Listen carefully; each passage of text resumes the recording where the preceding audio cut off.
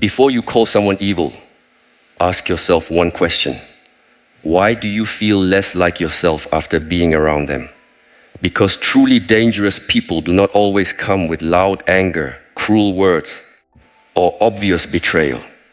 Sometimes they come with kindness. Sometimes they come with patience. Sometimes they come with a smile so calm that you blame yourself for feeling unsafe. But slowly, they begin to touch the deepest parts of you. They make you question your memory. They make you apologize for your pain. They make you feel guilty for having boundaries. And the most terrifying part is this. By the time you realize what they are doing, you may already be protecting them from the truth. So listen carefully, because one of these 7 signs may explain the person you have been afraid to name. Before you call someone evil, look at what happens to your spirit after you have been near them. Do you feel lighter or do you feel confused? Do you feel stronger or do you feel smaller? Do you feel calm or do you feel as if your own mind has turned against you? Because the most dangerous people do not always arrive with anger in their eyes. Sometimes they arrive with a smile. Sometimes they speak softly. Sometimes they give you gifts, attention, advice, and the feeling that they understand you better than anyone else. But slowly, quietly, almost invisibly, they begin to take something from you, your peace, your confidence, your clarity, your trust in yourself. And by the time you notice the wound, you have already started defending the person who made it. This is why you must learn to see deeply.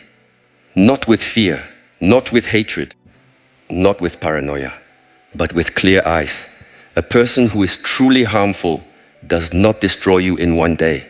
They study the door of your heart. They learn where you are hungry. They learn where you are lonely. They learn what you forgive too quickly. Then they enter through the part of you that still wants to believe everyone is good. Listen carefully.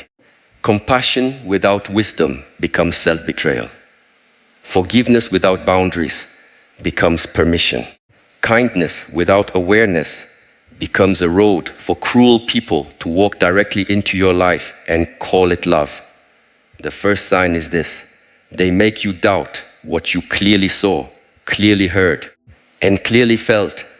This is not ordinary disagreement. This is not a simple misunderstanding. A truly dangerous person does not only lie about events, they try to rewrite your relationship with reality. You tell them, you hurt me. They say, you are too sensitive. You tell them you promised this. They say, I never said that. You show them the evidence. They laugh, twist, change the subject, or make you feel ashamed for bringing it up. And slowly, you stop trusting your memory. You stop trusting your body. You stop trusting the warning inside your chest. This is not confusion. This is control. When a person repeatedly makes you question your own perception, they are not looking for peace. They are looking for power. Because a person who cannot trust their own eyes becomes easy to lead. A person who keeps asking, am I wrong? Am I crazy? Did I imagine it? Becomes easier to manipulate. The evil is not only in the lie. The evil is in the intention to make you abandon yourself. You must understand this deeply. Your inner clarity is sacred. Guard it. When someone constantly turns every wound into your fault, every conversation into a maze, every truth into a debate, you are not dealing with a difficult person. You are dealing with someone who benefits from your confusion. Do not argue endlessly with such people. They do not want truth. They want exhaustion. They do not want understanding. They want surrender. They keep you explaining until your energy is gone. They keep you defending yourself until you forget what they did. They pull you into the fog, then blame you for not seeing clearly. When you meet this pattern, become still. Write things down. Trust patterns more than promises. Trust behavior more than apologies. Trust your nervous system when it says, something is not clean here. Your body often recognizes danger before your mind is ready to accept it. The second sign is this: they hurt you, then act wounded by your pain. This is a very old trick. They strike the match, burn the house, then cry because you notice the fire. They betray you, insult you, humiliate you, abandon you. And when you finally react, suddenly they become the victim.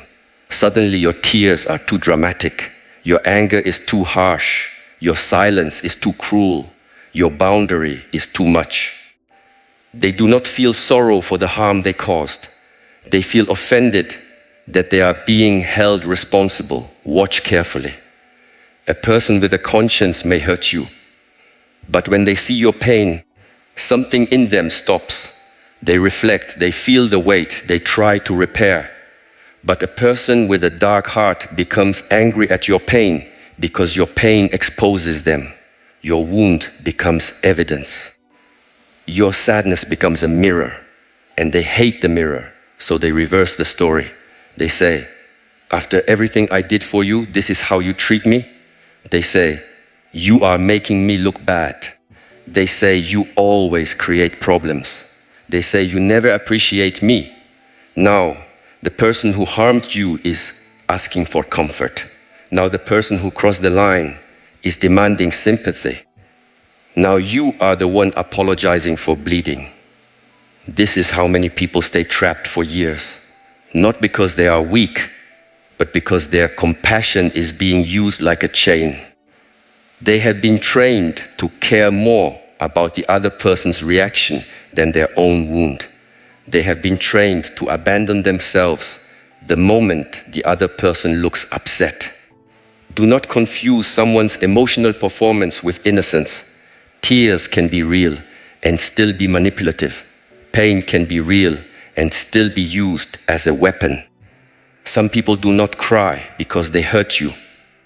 They cry because the consequence has arrived. You need strength here, quiet strength, not revenge, not screaming, not proving. Just the strength to say, your reaction does not erase your action. Say it with your life. Say it with your distance. Say it with your refusal to keep entering the same burning room. The third sign is this: they are kind only when kindness gives them control. Their goodness has a hook inside it. At first, they may seem generous. They help you, they praise you, they support you, they come close quickly. They make you feel chosen. But later, every gift becomes a debt. Every favor becomes a leash. Every private thing you shared becomes a weapon.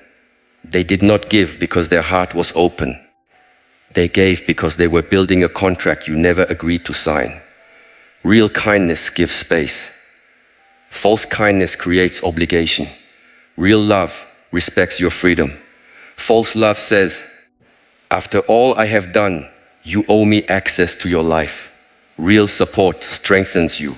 False support makes you dependent, then punishes you for wanting independence. Look at how they behave when you say no. This is where the mask begins to fall. Anyone can be gentle when they are getting what they want. But when you disagree, when you delay, when you choose yourself, when you stop serving their need, do they still respect you? Or do they become cold, cruel, sarcastic, punishing? Do they withdraw affection like food from a starving animal?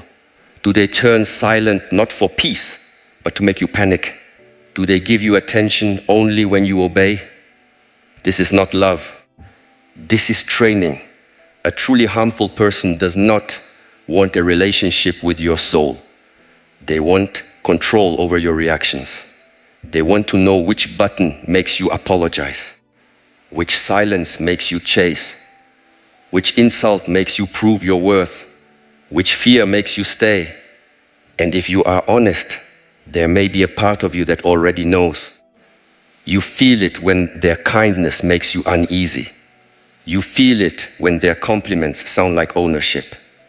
You feel it when their help does not make you free, but smaller. You feel it when you begin hiding your joy, your plans, your friendships, because you know they will find a way to make you feel guilty for having a life outside their control. The way out is not hatred. Hatred keeps you connected. The way out is discipline. Stop accepting gifts that cost your peace. Stop calling control care. Stop confusing intensity with devotion. Some people do not love deeply. They attach deeply. They possess deeply. They invade deeply. And when you mistake possession for love, you become a prisoner who thanks the God for locking the door. The fourth sign is this: they enjoy creating division. They may not say, "I want to destroy your relationships." They are more subtle. They whisper, they compare, they plant suspicion. They tell you what someone probably meant. They bring you half stories. They make you doubt people who genuinely care about you. They isolate you slowly, not always by force, but by poisoning the bridge between you and everyone who could help you see clearly. They say, "Your family does not understand you like I do." They say, "Your friends are jealous." They say, "You should not tell anyone about us." They say, "People are trying to turn you against me." At first, it feels like loyalty. Later, it becomes a cage. Be careful of anyone who needs you disconnected in order to feel secure. Be careful of anyone who becomes uncomfortable when you receive wisdom from others. Be careful of anyone who turns every outside voice into an enemy. A person who truly loves you does not fear your support system. They are grateful that you are protected. A truly evil person wants to become the only voice in your world, because when they become the only voice, they become the law. They decide what is true. They decide who is safe. They decide what you deserve. They decide when you are guilty. They decide when you are forgiven. And soon you do not ask, "What do I believe?" You ask, "What will they think?" This is spiritual suffocation. You must keep clean people close. People who do not flatter your weakness, but strengthen your judgment. People who can say, "This is not right," even when you are not ready to hear it. People who remind you who you were before you became afraid. Do not push them away, because the harmful person made you ashamed of needing help. Isolation is where manipulation grows fastest. Darkness loves a closed room. Open the window. Speak the truth to someone grounded. Let fresh air enter the mind. The moment you name what is happening, the spell begins to weaken. The fifth sign is this: they have no true accountability, only strategies to escape it. Everyone makes mistakes. Everyone carries shadows. Everyone has moments of selfishness, anger, pride, and blindness. The difference is not perfection. The difference is responsibility. A person with a living conscience can look at themselves and say, "I did wrong." They may struggle. They may feel shame. But they do not build an entire theater to avoid the truth. A truly harmful person does not apologize to repair. They apologize to reset the game. Their apology has no roots. It sounds good for one day, maybe 1 week. Then the same behavior returns wearing new clothes. They say, "I am sorry," but they do not become safer. They say, "I will change," but they only change tactics. They say, "I understand," but they understand only enough to manipulate better next time. Do not worship apologies. Watch transformation. An apology without changed behavior is not repentance. It is a pause between injuries. A promise without discipline is just sound. A tear without humility is weather. It passes, and the same storm returns. When you hold them accountable, they escape through many doors. One door is blame. "You made me do it." Another door is comparison. "Other people are worse." Another door is history. "Because of my past, I cannot help it." Another door is distraction. "Why are you bringing this up now?" Another door is attack. "You also did this one thing 3 years ago." Their goal is not to understand the damage. Their goal is to survive the conversation without changing. This is where you must become mature. Stop measuring people by how beautifully they speak after hurting you. Measure them by how much safer they become after being corrected. Correction reveals character. Boundaries reveal character. Consequences reveal character. Time reveals character. Some people only behave when they fear losing access to you. That is not goodness. That is calculation. The moment they feel secure again, the old pattern returns. If someone needs the threat of losing you in order to treat you with basic respect, you are not loved. You are being managed. The sixth sign is this: they feel pleasure when others lose light. This is one of the darkest signs, and many people ignore it because it is uncomfortable to accept. But you can see it if you stop making excuses. Watch their face when someone succeeds. Watch their tone when someone is praised. Watch what happens when you share good news. Do they celebrate with a clean heart, or do they minimize it, mock it, compete with it, change the subject, or remind you of your flaws? Some people are not happy unless they are above someone. They do not want to grow. They want others to shrink. Your confidence disturbs them. Your healing threatens them. Your peace irritates them. Your independence feels like betrayal because they preferred you broken, available, and easy to control. They may say, "I am just joking." But their jokes always cut the same place. They may say, "I am being honest," but their honesty never builds, only bruises. They may say, "I am trying to help you stay humble." But what they really mean is, do not rise too high, because your light makes my darkness visible. A person who secretly enjoys your pain will often appear when you are weak and disappear when you are strong. When you are suffering, they are attentive. When you are recovering, they become strange. When you need rescue, they feel important. When you no longer need rescuing, they feel rejected. This is not friendship. This is hunger for superiority. You must stop giving sacred access to people who clap when you crawl but grow silent when you stand. Do not announce your growth to everyone. Some ears are not safe for your dreams. Some eyes are not safe for your happiness. Some hands do not touch your life to bless it, but to mark where they will strike later. Move quietly, heal privately, build with discipline. Let your results speak after your foundation is strong. And remember this: envy is not always loud. Sometimes envy smiles. Sometimes envy gives advice.